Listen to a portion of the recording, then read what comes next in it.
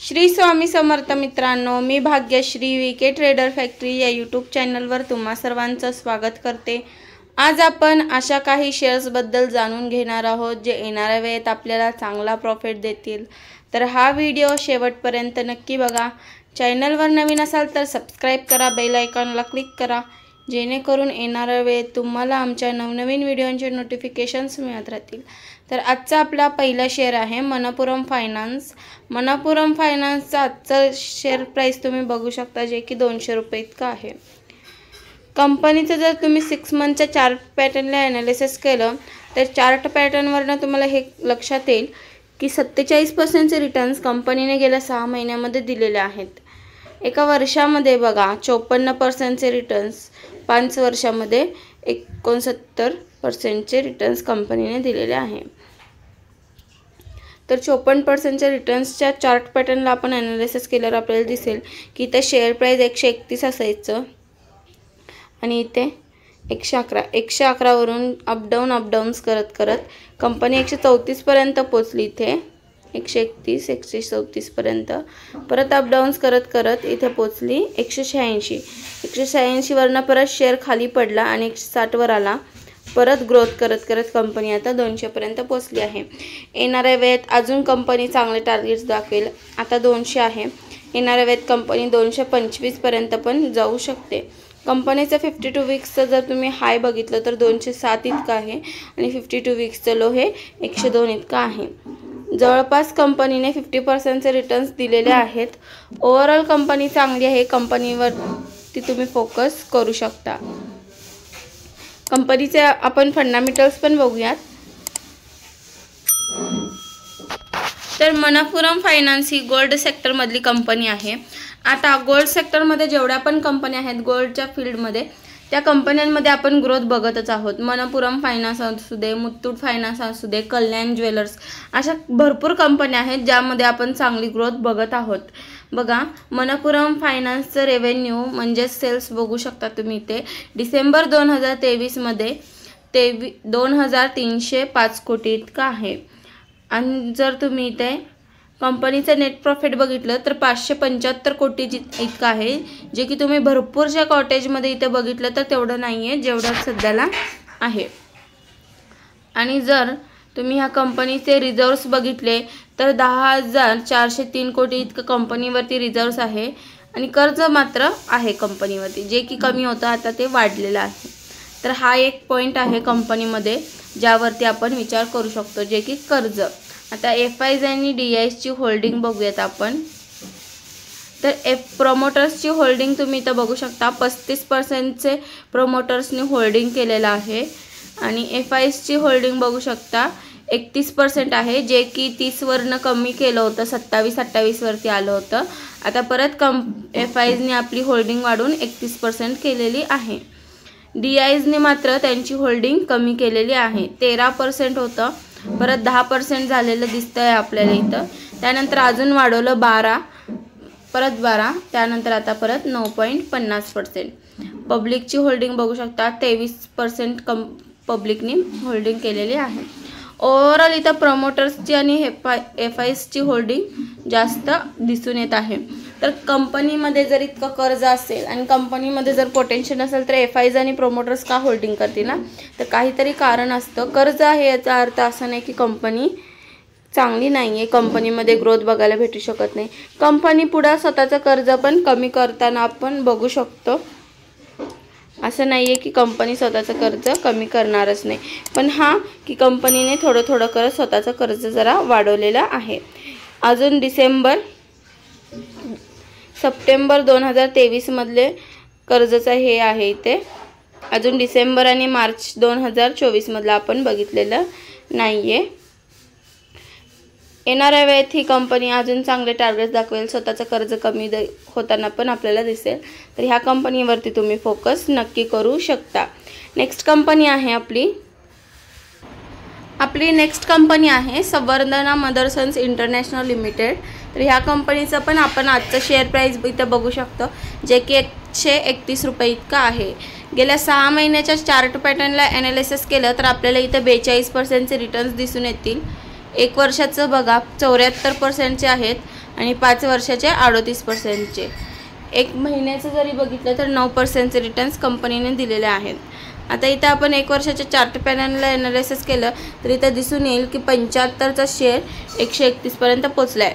पण पद्धत बघा इथं खूप असं वरती खाली एकदम मोठमोठे अपडाऊन्स घेऊन कंपनी तिथंपर्यंत पोचली असं नाही. हळूहळू कासवाच्या गतीने कंपनी हळूहळू 131पर्यंत गेलेली आहे. कुणाला न असं की कंपनी आता इथेपर्यंत जाईल असं कळूनही न देता हळूहळू कंपनी 131पर्यंत पोहोचली आणि 74%चे रिटर्न्स कंपनीने गेल्या 1 वर्षभरामध्ये दिलेले आहेत.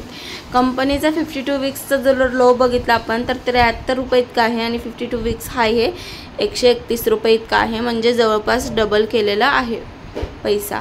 आणि जर तुम्ही इथं मार्केट कॅप बघितलं तर 88,000 कोटी इतका आहे. तर ओव्हरऑल ही कंपनी पण खूप स्ट्रॉंग आहे. ह्याआधी पण आपण ह्या कंपनीचे खूप वेळा फंडामेंटल्स बघितलेले आहेत. तर कंपनीचे आपण ह्या आधीही खूप वेळा फंडामेंटल्स बघितले आहेत. कंपनी स्ट्रॉंग आहे, कंपनीचे फंडामेंटल्स पण स्ट्रॉंग आहेत, पोटेन्शियल आहे कंपनीमध्ये. येणाऱ्या वेळेत ही कंपनी अजून 131 वरून 150पर्यंत पण जाऊ शकते. पण हे सगळं लॉंग टर्मसाठी आहे, शॉर्ट टर्मसाठी काहीही नाही. तर ओव्हरऑल कंपनी चांगली आहे. ह्या कंपनीवरती पण तुम्ही येणाऱ्या वेळेत फोकस करू शकता. नेक्स्ट कंपनी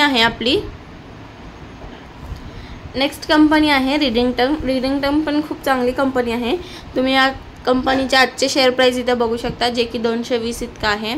गेल्या 6 महिन्याच्या चार्ट पॅटर्नला एनालिसिस केलं तर ह्या कंपनीने सुद्धा हळूहळू कासवाच्या गतीने 51%चे रिटर्न्स आरामात दिलेले आहेत. 1 वर्षाचा चार्ट पॅटर्नला एनालिसिस केलं तर 28%चे आहेत आणि 5 वर्षाचं बघितलं तर 360%. 5 वर्षामध्ये 360%चे रिटर्न्स म्हणजे जवळपास 47चा शेअर आता 220 वरती आहे. 6 महिन्याचं बघितलं तर 51%चे आहेत. तर ओव्हरऑल कंपनी इथं आपल्याला कुठंच खूप मोठे अपडाऊन्स करत कंपनी तिथं पोचलेली दिसत नाही आपल्याला की धडामदिशी खाली शेअर पडला आहे नाहीतर एकदम अचानकच वरती गेला आहे असं इथं काहीही नाही आहे. हळूहळू ग्रोथ करत छोटे मोठे इथे उतार आपण बघू शकतो. पण ओव्हरऑल जेवढं 20, 30, 40 असं काही पर्सेंटनी कंपनी खाली पडलेली आपण इथं बघत नाही आहे. आणि 1 वर्षाच्या पण बघितलं आपण चार्ट पॅटर्नला एनालिसिस केलं तर इथं पण थोडंफार आपल्याला इथे कमी झालेलं दिसून येतात शेअर. पण इतकं काय नाही, परत हळूहळू कंपनीने ग्रोथ केलेला आहे. तर चांगल्या कंपन्यांमध्ये येऊ शकतो दिसतोच. पण काही कंपन्या अशा असतात की स्वतःची ग्रोथ ही कोणालाही न कळू देतात त्या हळूहळू कंपन्यांचे शेअर्स ग्रोथ करत असतात. मार्केट कॅप बघा 17,000 कोटीचा आहे फक्त. 52 वीक्स लो बघितलं तर 136, तर 52 वीक्स हाय 237 इतका आहे.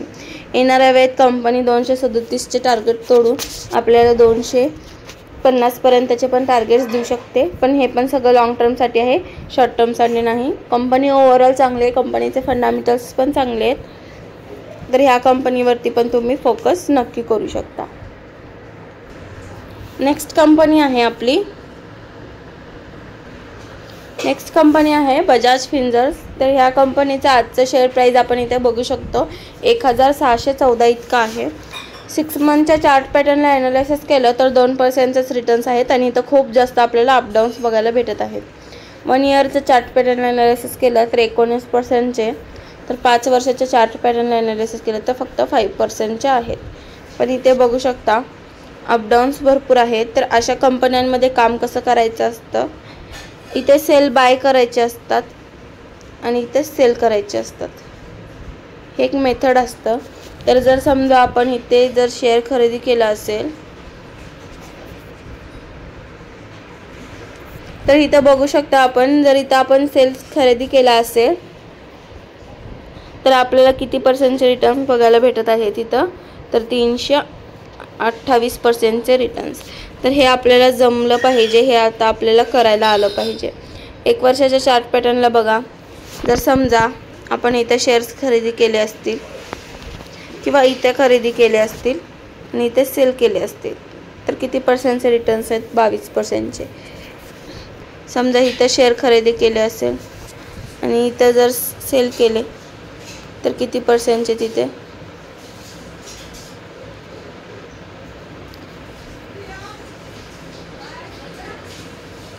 तर इथं किती 15%चे रिटर्न्स. तर ओव्हरऑल हे आपल्याला जमलं पाहिजे की काही वेळेस अशा कंपन्या पण असतात ज्याच्यामध्ये अचानकच चढ होतो, अचानकच कंपनीचे शेअर ग्रोथ करतात किंवा अचानकच डाऊन होतात. तर अशा कंपन्यांमध्ये हे आपल्याला असं मेथड यूज करता आलं पाहिजे, जेणेकरून पण विचार करून केलं पाहिजे.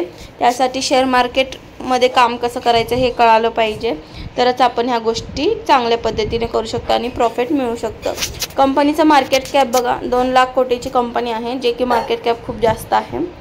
आणि 52 वीक्स लो बघा तर 1330 आणि 52 वीक्स हाय 1741 आहे.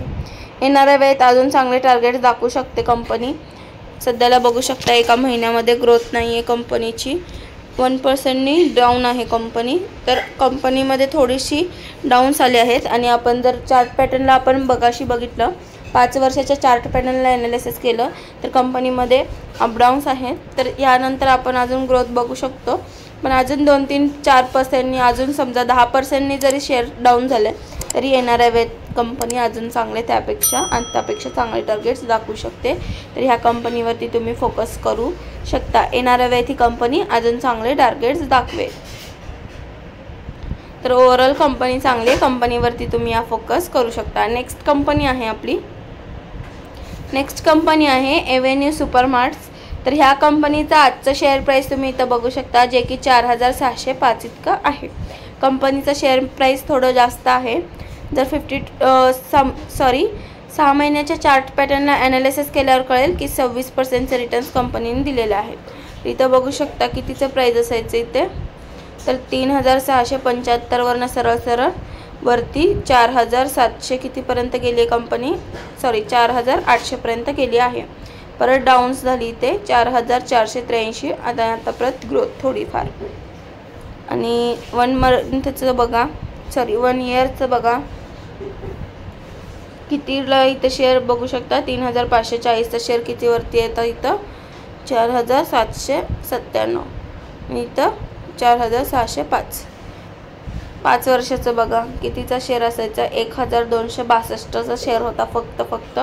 कितीवरती ग्रोथ केला, 5080पर्यंत वरती ग्रोथ केलेला आहे. सरळ किती पर्सेंटचे रिटर्न्स आहेत, तर 264% रिटर्न्स, म्हणजे 4 पटीने पैसा दिलेला आहे. 4 ते 5 पटीने पैसा कमवून दिलेला आहे या शेअरनी. मार्केट कॅप बघा 3 लाख कोटीची कंपनी आहे, खूप मोठी कंपनी आहे. आणि 52 वीक्स हाय बघा तर 4890, तर 52 वीक्स लो हे 3352. ओव्हरऑल कंपनी चांगली आहे, पण लॉंग टर्मसाठी ह्या कंपनीमध्ये तुम्हाला इन्व्हेस्ट करता आलं पाहिजे.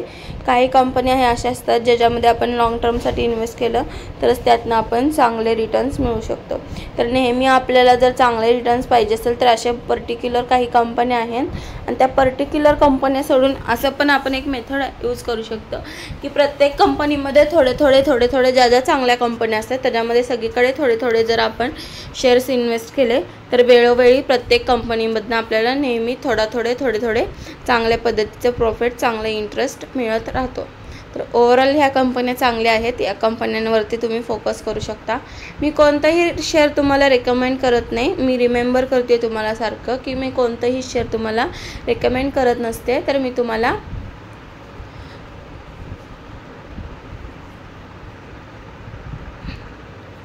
शेअर मार्केटमध्ये कसं काम करायचं हे सांगत असते. रिमाइंड करायचं कारण हे की काहींना वाटत असेल की तुम्ही हे शेअर सांगतायत तर ह्याची ग्रोथ डाऊन्स तुम्हाला कशी माहीत, तर तसं काही नसतं. मी थोडाफार अभ्यास करून तुम्हाला काहीतरी सांगत असते, तर तुम्ही त्या गोष्टींवरती विश्वासच ठेवावा किंवा मी सांगते म्हणून तुम्ही त्याच शेअरमध्ये इन्व्हेस्ट करावा असं काही नाही. तुम्ही तुमच्या पद्धतीने पण चांगल्या पद्धतीने शेअर मार्केटमध्ये काम करू शकता.